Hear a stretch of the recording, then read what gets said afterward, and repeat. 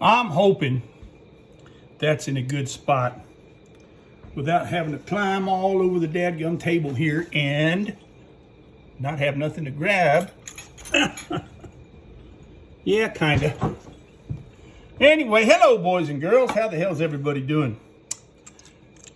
I'm over here tapping and tapping and tapping. I thought, I hadn't done a tap, tap, tap video in a while, so here we go. This is the rear jockey on a saddle I'm making.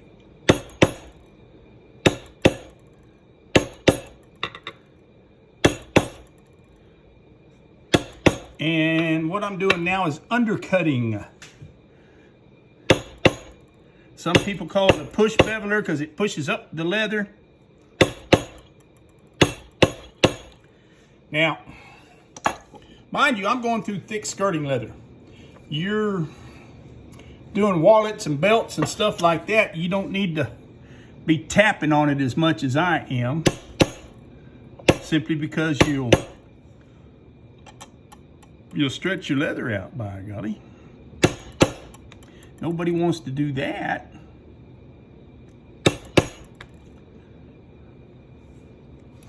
I try to sort of start this direction and just kind of work my way back through the pattern I've done. I don't know if I want to go over here. I guess I've got all this. Let's go ahead and get over here then, huh?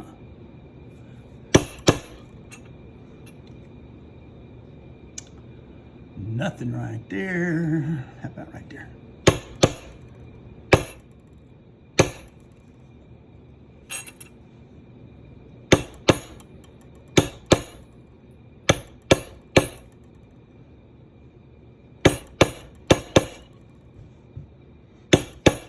Now, when I'm done all the way through, one of the last things I'm going to have to do is take this tool here and relift everything, because I'll stamp it enough times through the process that I will end up mashing them down, put the mash to them.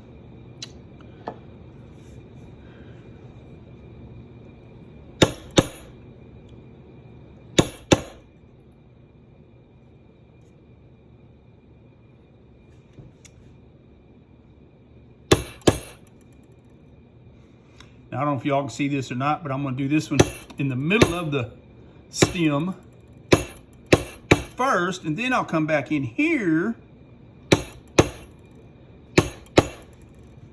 and do that. And then I'll probably have to come back and kind of feather it out a little bit later. Small one. Where's my small one at? Hello, right there. There we go.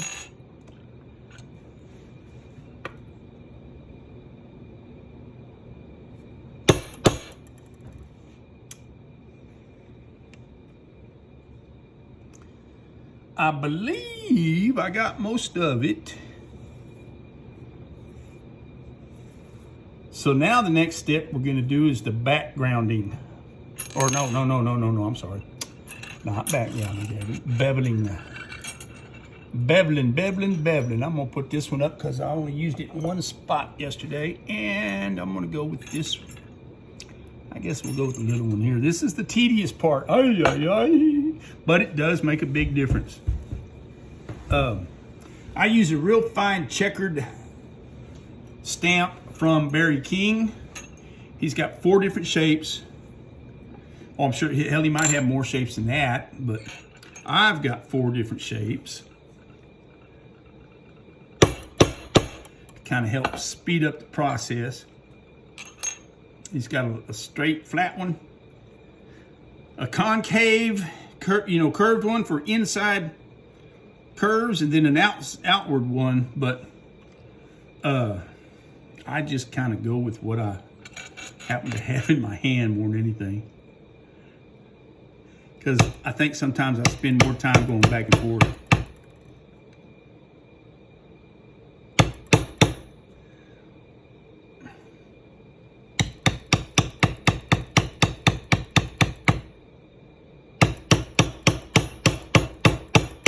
I don't know if you can hear that or not, but as I get further away from a tip or where the knife cut ends, I'll hit it a little bit harder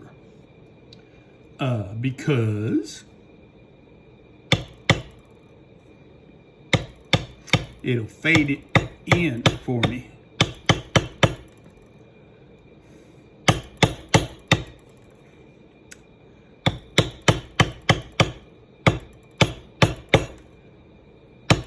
All that will be backgrounded here in a minute.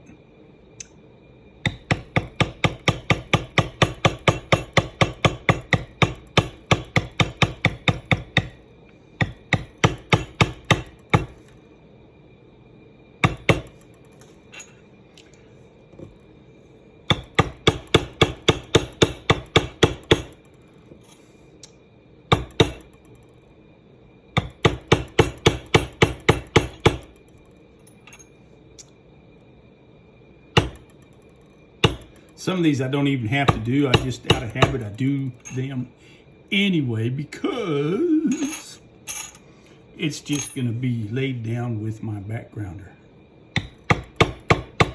Which on this saddle, I'm doing a little something different, or maybe not different, but old school. I'm using a bigger cedar to do the backgrounding.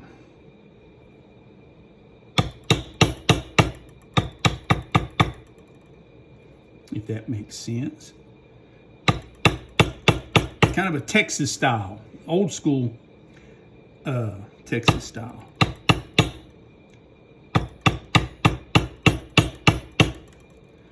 I'm kind of old school and try not to let my stuff look like everybody else's stuff. And nobody wants to, you know, have something custom made and then find it, you know, 10 different times at the next rodeo they go to. Everybody kind of tends to do that, what they call a Sheridan style. Which, you know, on belts and stuff, it's handy because it's smaller.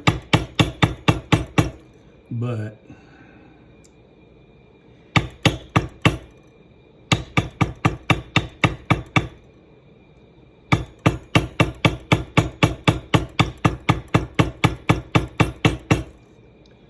see what I did there? Kind of lean that tool back a little bit. Oh, and not only that, I mean, I should tell you more about these. This is a steep angled Beveler from Barry King, and I think it's a 60 lines per inch grid that he does on these. I can't quite remember right off the top of my head.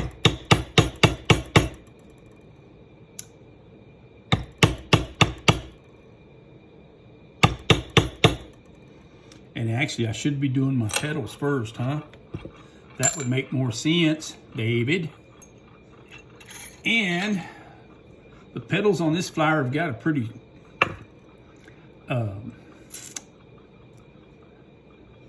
what's the word we're looking for? Uniform radius to them like that. So this Barry King tool comes in handy. Because you can get more coverage with less smacks of the hammer here, you know.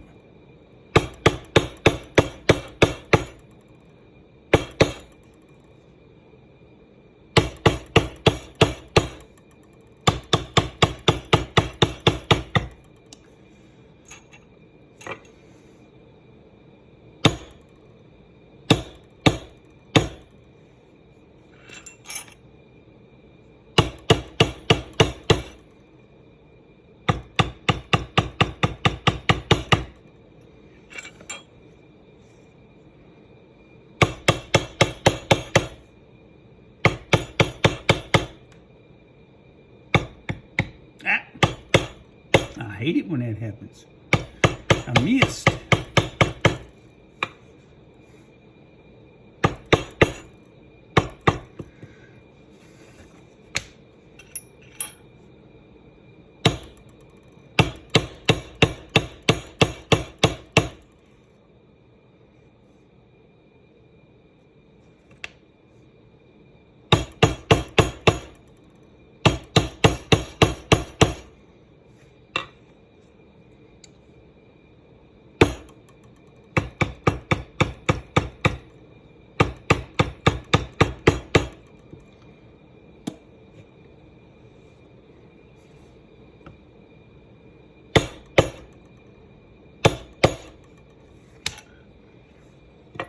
Y'all dizzy yet from me spinning that around so many times?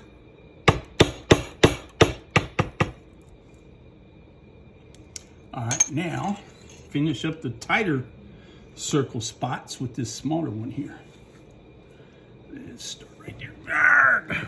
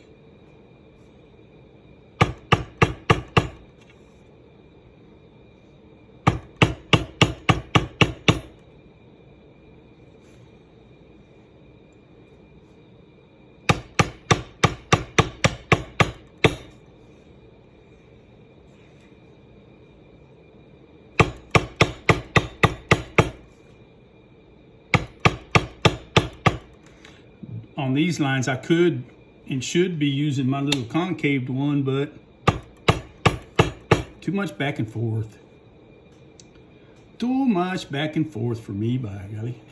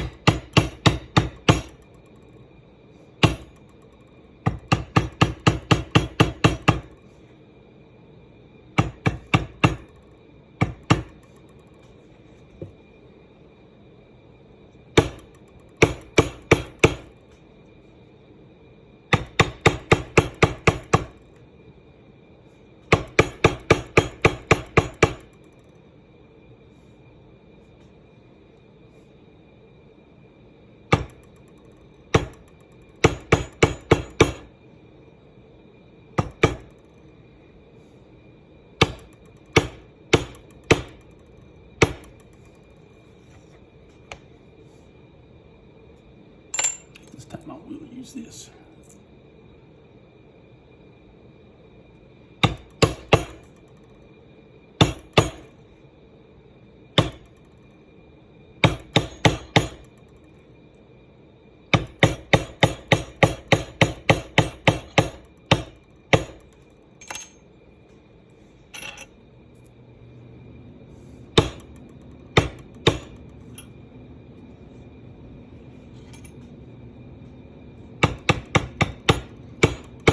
I know this is probably boring stuff for some of y'all to have to watch,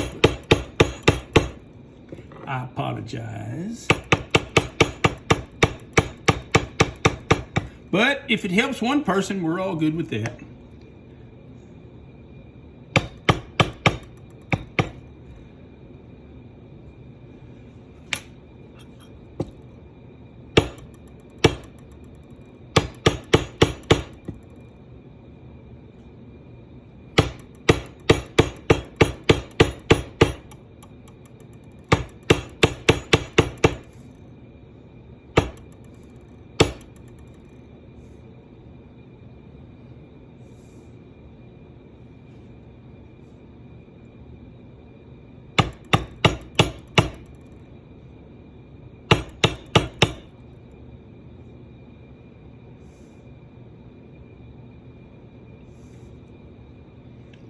Alrighty, now I'm going to do this big old long line right here.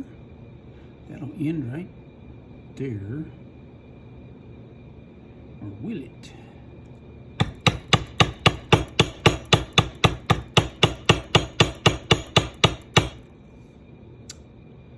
There we go, right here. Come on.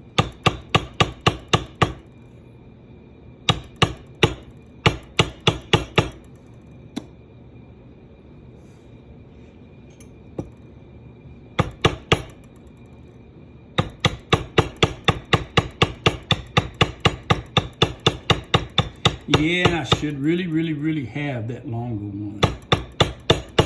Especially when it's on one line on top of the other, because I'm not going to be covering it with a backgrounder. It's going to be seen. Now, nobody wants to see no choppy stuff.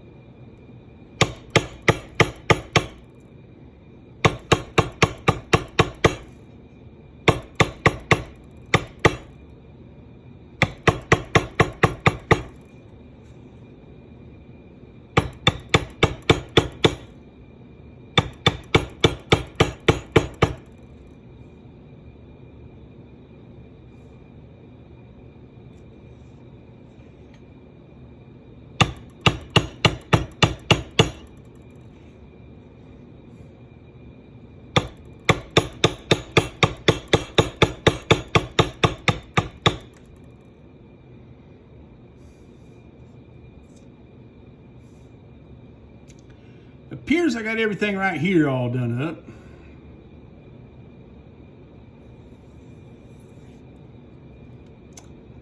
So we're going to end the video now just to give y'all something else to do, because I know y'all don't want to sit around all day. But I'm going to flash this at you right quick and let you know kind of sort of what that's going to end up looking like when it's done. As you can see, it's got a little ways to go yet. All right, kids, y'all go have a good day. Toodaloo, bugaroos. Remember, DavidMillsSaddlery.com. Thanks for watching.